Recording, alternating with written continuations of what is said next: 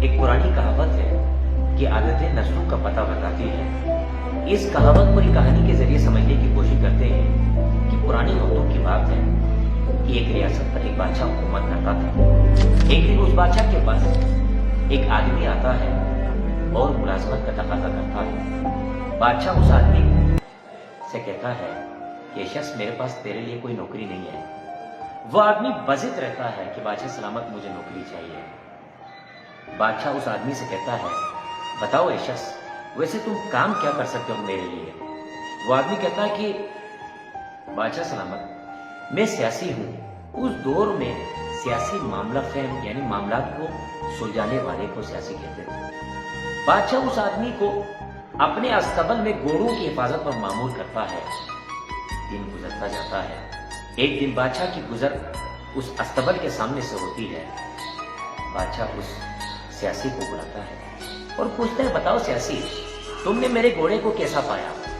سیاسی مسکراتا ہوا بادشاہ کی طرف دیکھتا ہے اور کہتا ہے بادشاہ سلامت آپ کا گھوڑا نقلی ہے، آپ کا گھوڑا اصلی نہیں ہے۔ بادشاہ واپس آتا ہے، محل میں آتا ہے، گھوڑے کے مالک کو بلاتا ہے اور گھوڑے کے مالک سے استفسار کرتا ہے، پوچھتا ہے کہ معاملہ کیا ہے۔ گھوڑے کا مالک بادشاہ سے کہتا ہے کہ بادشاہ سلامت جب یہ گھوڑا پیدا ہوا تھا تو اس کی ماں مر گئی تو میں نے اس گھوڑے کو گائے کا دودھ پلایا تھا۔ بادشاہ سیاسی کو بلاتا ہے اور کہتا ہے بتاؤ سیاسی تم نے میرے گھوڑے کے اندر کون سی ایسی عادت دیکھی، کون سی ایسی خصلت دیکھی جس کی وجہ سے تم نے میرے گھوڑے کو نقلی کہا؟ سیاسی ہنستا ہے، مسکراتا ہے اور بادشاہ سے کہتا ہے بادشاہ سلامت میں نے جب بھی اس گھوڑے کو پانی پلایا تو اس نے سر جھکا کے پانی پیا اور یہ عادت گھوڑوں والی نہیں ہے۔ بادشاہ بہت خوش ہوتا ہے اور اس کے گھر بنا ہوا بٹیر جو اور اناج بیچتا ہے۔ وقت گزرتا ہے۔ ایک دن بادشاہ اس سیاسی کو اپنی ملکہ کے حرم میں بھیجتا ہے۔ کچھ عرصے کے بعد اس سیاسی کو دوبارہ پھر بلاتا ہے اور بادشاہ کہتا ہے بتاؤ سیاسی تم نے میری ملکہ کو کیسا پایا؟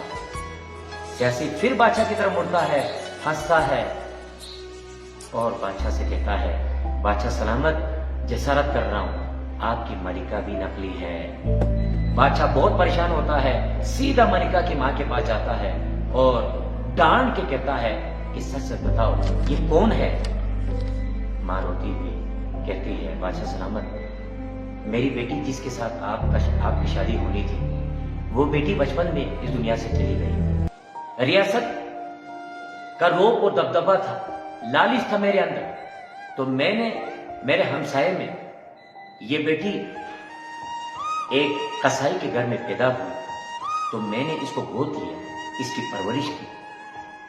بڑا کرنے کے بعد اس لڑکی کی شادی آپ کے ساتھ کرتی۔ بادشاہ پھر سیاسی کو بلاتا ہے، بلانے کے بعد کہتا ہے سیاسی بتاؤ تم نے میری ملکہ کے اندر کون سی ایسی خصلت دیکھی، کون سی ایسی عادت دیکھی جس کی وجہ سے تم نے اس کو نقلی پایا؟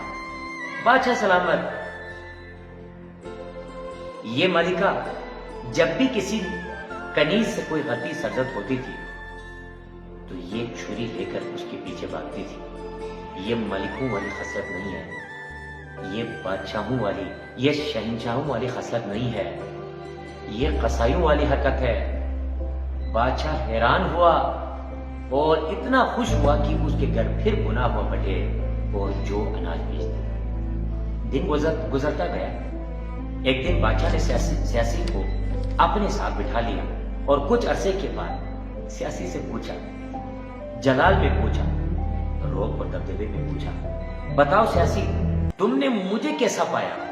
سیاسی پھر مسکراتا ہے، بادشاہ کی طرف مڑتا ہے اور کہتا ہے بادشاہ سلامت آپ بھی نقلی ہیں، آپ بھی اصلی نہیں ہے۔ بادشاہ پھر پریشان ہوتا ہے، دوڑتا ہوا اپنی ماں کے پاس جاتا ہے اور ماں سے پوچھتا ہے کہ ماں معاملہ کیا ہے؟ ماں روتی ہوئی کہتی ہے میرے بیٹے ایک دن اس ریاست کا بادشاہ یعنی میرا شوہر اور میں شکار پر جا رہے تھے تو ہمارا اصلی بیٹا راستے میں اس دنیا سے چلا گیا۔ ریاست کا وارث کوئی نہیں تھا، ہمارا ایک ہی بیٹا تھا ہم اسی پریشانی کے عالم میں بیٹھے ہوئے تھے کہ سامنے سے کسی جھونپڑی سے کسی بچے کی رونے کی آواز آئی۔ ہم دونوں اس جھونپڑی کے اندر گئے تو ایک کسان تھا، اس کے گھر میں ایک نوزائیدہ بچہ پیدا ہوا تھا۔ ہم نے اس بچے کو گود لیا، اس کی پرورش کی، اس کو بڑا کیا، اور تم سامنے بیٹھے ہو، تم وہی اسی کسان کا بیٹا ہو۔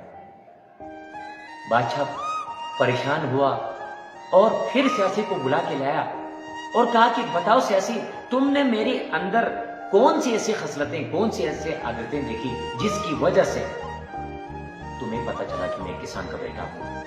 بادشاہ سلامت، میں جب بھی کسی معاملے کو حل کرتا تھا، میں جب بھی کسی مسئلے کو حل کرتا تھا تو آپ میرے گھر بنا ہوا بٹیر، جو اور اناج بیچتے تھے۔ یہ شہنشاہوں والی، یہ بادشاہوں والی خصلت نہیں تھی۔ بادشاہ جب بھی کسی سے خوش ہوتا ہے تو وہ ہیرے جواہرات اور موتیوں سے بھرا ہوا تھیلا اس کو انعام میں دیتا ہے۔ آپ جب بھی میرے گھر انعام کرام بیچتے تھے، بنا ہوا بٹیر، جو اور اناج بیچتے تھے، تو یہ خصلت کسانوں والی تھی، نہ کہ بادشاہوں والے۔ پیارے دوستو، اس کہانی سے ہمیں یہ سبق ملتا ہے کہ ہم بھی اپنے روزمرہ زندگی میں بہت سارے لوگوں سے ملتے ہیں، اور وہ لوگ اپنی عادتوں سے، اپنی خصلتوں سے ہمیں یہ باور کراتے ہیں کہ ہماری نسل